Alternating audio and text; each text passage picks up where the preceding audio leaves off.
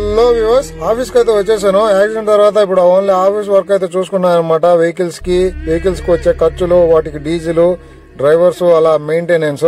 So maintenance కి expenditure అయితే ఉంటుంది కదా, అదంతా అయితే నోట్ చేసుకుంటూ ఉంటాను.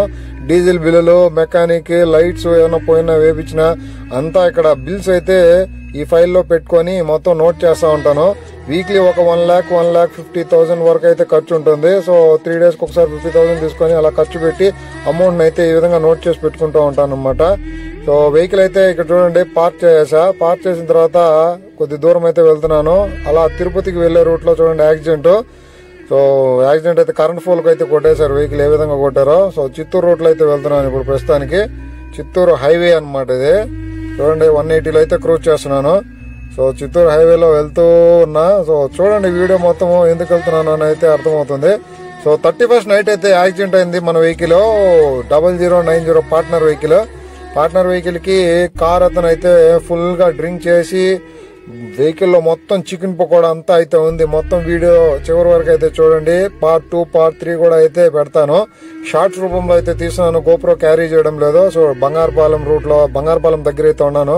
బెంగళూరుకి ఇంకా 140 kilometers అలా అయితే ఉంది.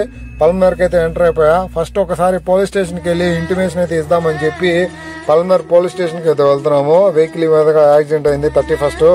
వాళ్ళైతే ఫోన్ చేస్తూ ఉంటే మా వెహికల్ మీరు చేపిండి అంటున్నారే కానీ మాకు ఏ రెస్పాన్స్ ఇవ్వడం లేదు. సో పల్మనేర్ పోలీస్ స్టేషన్ దగ్గరికి అయితే వచ్చాను.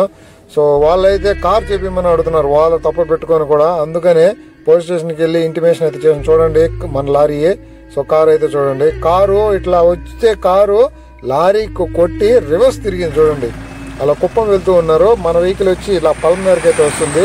ఈ రోడ్డు వచ్చి పల్మనేరు కుప్పం రోడ్ అనమాట. పల్మనేరు వీకాట్ రోడ్డు కూడా అంటారు. సో వెహికల్ రోడ్లో ఉంది కాబట్టి చాలా డేంజర్. ఏదైనా వెహికల్ తగిలితే యాక్సిడెంట్ అవుతుందని చెప్పి వెహికల్ పక్క తీసేదానికి అయితే ట్రై చేస్తున్నాము. ఐసెట్తో కట్టి లాగించినా కానీ రావట్లేదు.